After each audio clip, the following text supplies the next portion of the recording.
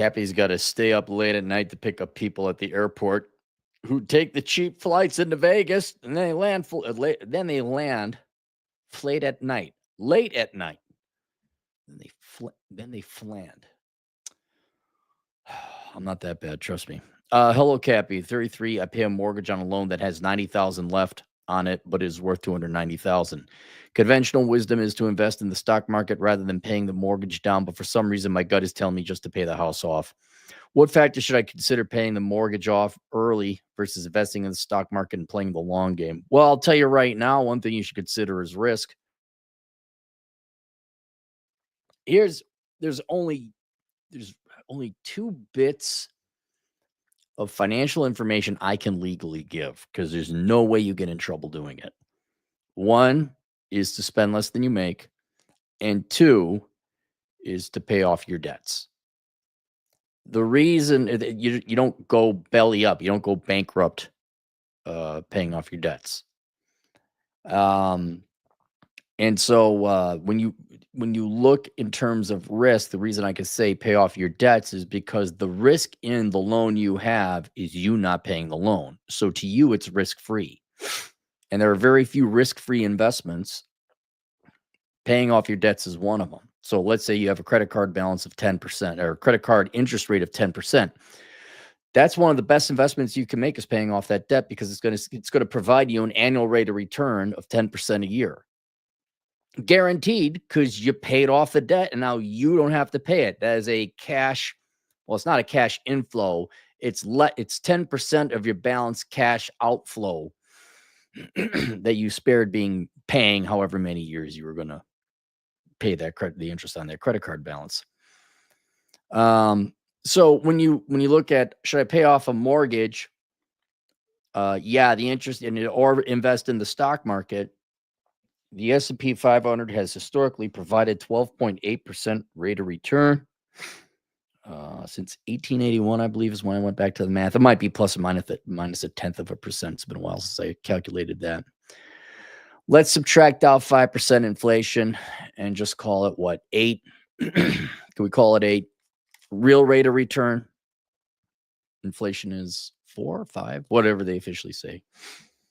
So, yeah, you could get a real rate of return over a long enough period of time, assuming the S&P 500 continues to do what it's done, of about 8.5% real rate of return. That's more than in your particular case, a 3.5% interest rate on a mortgage. However, there's no guarantee you will get that 8.5% real rate of return on the S&P 500 because it goes like this, whereas there is no risk. You are guaranteed a 3.5% rate of return paying off the debt. Yes, I know you get a tax deduction of the mortgage, and I know that. I'm just doing very simple math, trying to explain the risk here. And yeah, you're right. The conventional wisdom is, well, if you got a really low interest rate on your mortgage, and it's lower than what you could expect to get in the stock market, and you're young enough and you can ride the increases and decreases in the stock market. Yeah, that's the conventional wisdom. But what I think, look at the Nifty 50. There are times where the stock market doesn't provide a positive rate of return for quite some time. There is no guarantee that 8% real rate of return will have, even over, what is the longest period of time? Let me take a look. Longest period of time, no return, S&P 500. It's like a 15 or 20-year return. The lost decade between 2000 and 2009. Yeah, so you had the dot-com bubble. And then went to the housing bubble. There was one in the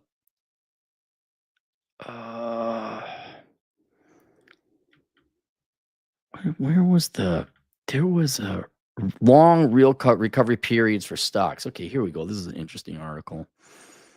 Where'd it go? Oh yeah, here, 19. There it is. I think this is one. Is this the S&P 500? What is this? MITTX. What is that? It's from 66 to 74. There was no return. Anyway, point is, paying off your mortgage is risk-free.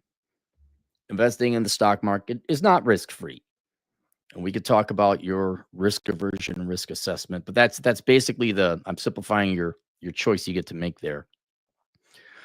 Conventional wisdom, my gut is telling you just to pay the house off. What factors should I consider paying the mortgage off early versus investing in stock market and playing the long game? What psychological effects does having your house paid off do for someone? They're great. Ask me how I know. Maybe in my free time, my free time them from stress. Man, you Zoomers and your voice to text and your texting. Maybe it might free time them from some stress to pursue more business ventures freely. Would love to hear your thoughts on this. You're 33. So what's your interest rate? Mortgage is 3.5%, 22 years left on the loan if I pay as scheduled. Currently, my wages and debts leave me around 900 net profit, give or take a month. And I have considered putting that towards principal-only payments. I do understand conventional wisdom is to invest in the stock market. However, I'd like to know your thoughts on the differences between paying the mortgage early for peace of mind or investing long-term. Send over the money, blah, blah, blah. All right, here's the deal. Mathematically, I can't tell you what a certified financial planner will tell you. I'm not one, and I don't know every certified financial planner. Yes, the conventional wisdom would be, oh, you should throw that money in there. And I can't provide you a financial analysis aside from saying, yeah, you get a 3.5% risk-free rate of return, paying off your mortgage. The psychological benefits, I would say, is worth it in your particular case. I would, if you're only making $900 a month net profit, that's how much your bank balance is going up. There's a couple things I do before I start paying off my mortgage early. This is a mistake I made when I was younger. But do you have 6 months living expenses? That is the first thing you do. That's the first thing you do when you get out of college is you get a micro FU fund so nobody can fuck you over immediately or in the medium term. That's more for lying baby boomer and now more recently Gen X cocksucking bosses who will bait and switch you and lie to you about jobs that they're giving you. That is a necessary insurance. So that's the first thing I do with that money. I guess that's a third bit of information because you do need an emergency fund. And then $900 a month, that indicates to me you're not, I guess I should have gotten some information on your personal budget, monthly budget. That's good. I mean, you're positive. I wouldn't be throwing your money into your mortgage. And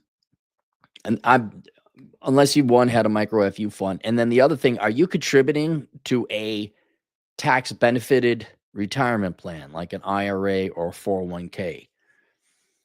I've talked about this before, like your priority investments is micro FU fund and then 401k or 403b or 457 retirement plan if you get a company match, because that's free money.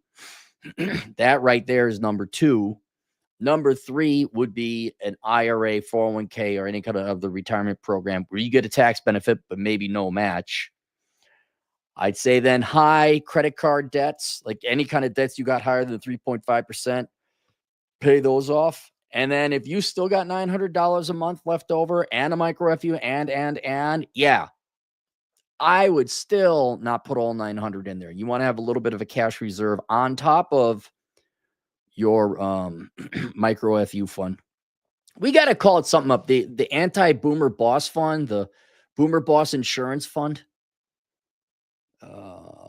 Baby boomers will complain, we're not all like that. Yeah, when I see an apology from ARP and the baby boomers, and we'll never do it again, and when you admit you were wrong and you were scum, then I'll stop blaming you for the horrible shit you guys did. So, moving on. So you do all those things, right? Get all those things squared away, and you still got, I would start tossing into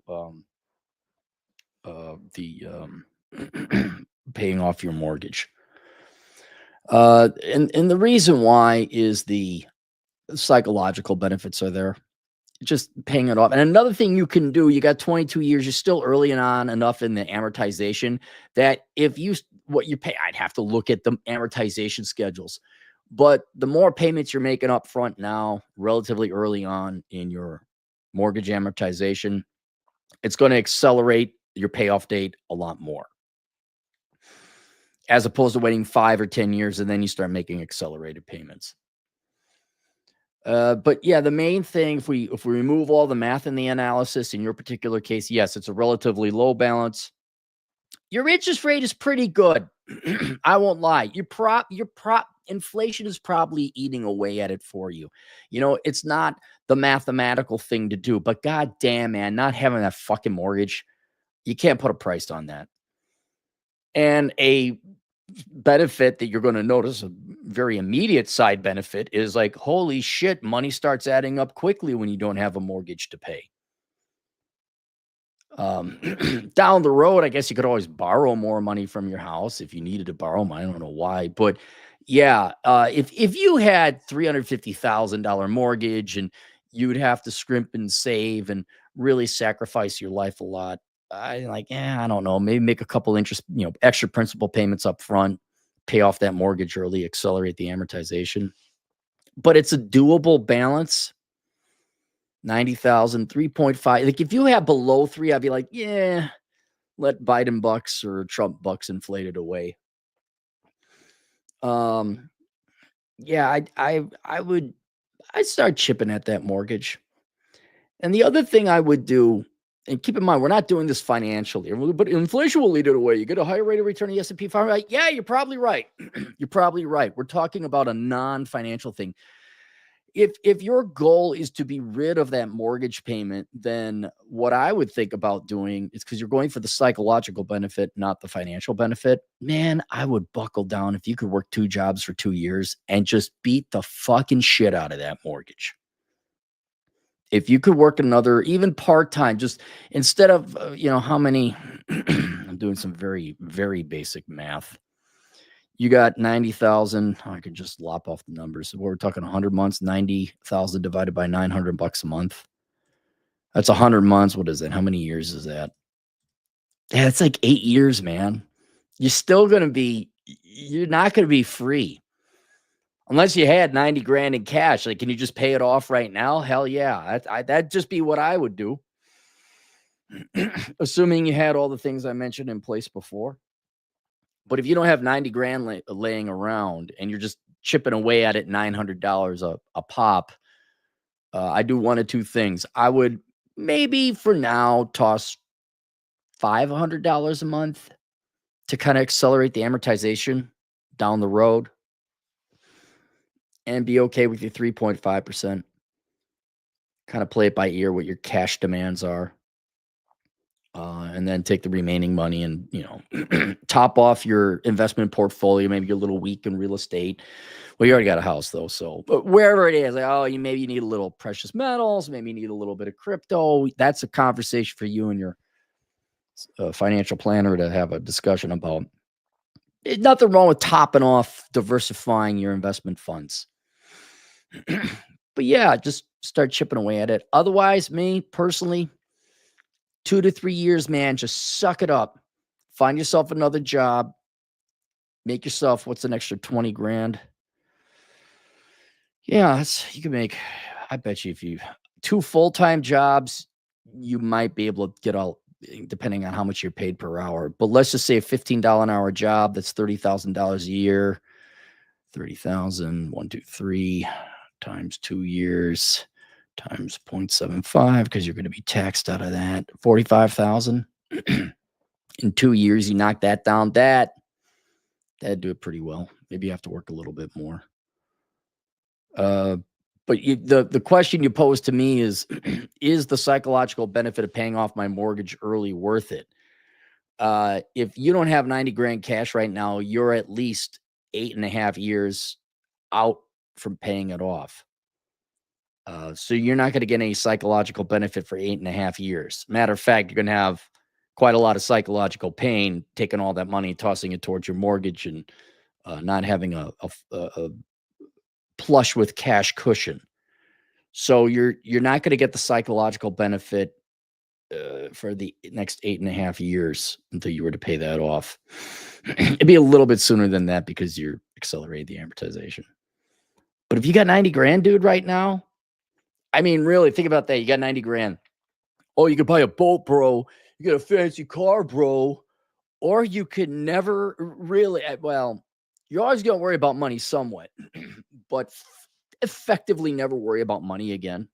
Like you never have to make that mortgage payment ever again. And I don't know about you, but I've yet to meet someone who paid off their mortgage and had financial troubles. It's amazing just how well everyone else's finances are when they have a mortgage that's paid off. Those people seem to have their shit together. And I don't know. And you know, I hope you don't want some big fancy boat or some dipshit small penis man's car or truck. Hey, F-150 Platinum. I'm not going to use it to haul anything. I'm just going to drive around with my pickup truck. Truck nuts. Yeah. There's a lot worse things you could do with 90 grand than pay off your mortgage. But in your case, which is what I suspect is the case, is you don't have 90 grand laying around. You're just like, well, what if I chink away at $900 a month at the mortgage? It will help, but I would maybe pay it down by 10 grand. Do that for a year, and then just let the amortization take the rest of it. And then maybe you get an inheritance, and then okay, fine, pay it off. But it's kind of a now or never, all or nothing kind of deal. Is what I'd recommend. But yes, generally, I am now. If you had an interest rate of 2.5%, the hell with that. Let the inflation eat away. Okay. I know one guy got a VA loan. It was 2%. And I'm like, never pay that off, man. Just let it freaking eat away. 3.5. Yeah, it's inflation. But man, once you get that mortgage paid off, yeah, it's a good feeling. It's a good feeling. If you got questions, link below is Bachelor Pad Economics. I go through all the financial decisions you have to make. That's available on Amazon and Teachable paperback and Kindle. You probably want to get a paperback or Kindle because you need to see the charts. Audible's fine, but you really need to see the charts. That's linked down below. All the major and minor financial decisions you're going to make from 14 to death. Augustus Sonny, $5. Here is some money. Good job. Thank you for the $5. It will go to my mortgage. Charlie Horse, $2.29, paying off my mortgage at the end of the day. Nice. Bravo, Charlie. Bravo. Man, you're not even 30. You get your mortgage paid off. You're golden, man. You're freaking dude. Here's another thing. I'll just tell you, it's not a financial benefit. When you get your house paid off, and I did at a relatively young age, not 29. Not only you sleep more soundly, you don't have to worry about financial freedom. You could tell your bosses to fuck off. The other things you hear everyone talk, especially the older people. How old was I when I paid off? Was I 42 or 43? I was in my younger 40s. And you hear all these people just jibber jabber and that and this and that, especially the older people. And they're like, oh, I got my house. So this is, housing bubble time and all that. My house's values went up this much under Trump. My interest rate, da, da, da. And you're just like, yeah, I'm not richer necessarily. I don't make as much as you people, but I'm more financially stable. Like, you could brag about your fucking precious little house over in Whitefish Bay or wherever, or Winnetka. But it's just nice. You're just like, who, me? Oh, no, I'm just nobody. I'm just a no one. Yeah, I wear Goodwill clothes. Yeah, ignore that man in the corner. He knows nothing. And like, yeah, I'm the most financially healthy out of all you assholes. You're going to enjoy that, Charlie. You're going to enjoy it. Thomas Crown, $5. Cappy, I assume you are doing Christmas in Vegas. Yes. If so, do you want to eat out on Christmas? I know Vegas is different and a lot of places are open. No, I got the GF is in town. We have guests, and so we are doing a very Cappy Christmas, which has nothing to do with me. It's just going to be me and my buddies. What are we going to do? We might go to that If you're in town, Thomas, have you been to FLM's? They're the chocolatier and they have their Christmas decorations. Like they decorate the cactus garden and everything. It's kind of nice. We'll just be all hiking and bumming around. Just sitting and relaxing. Adam Schmidt, $2. Thumbs up for $2. Thank you, Adam. All right, there you guys go. Bachelor Pad Economics makes a great Christmas gift. You know what? It makes a better than a Christmas gift? A late Christmas gift, because it's probably too late to get it delivered in 4 days. All right, I'll see you guys later. Toodles.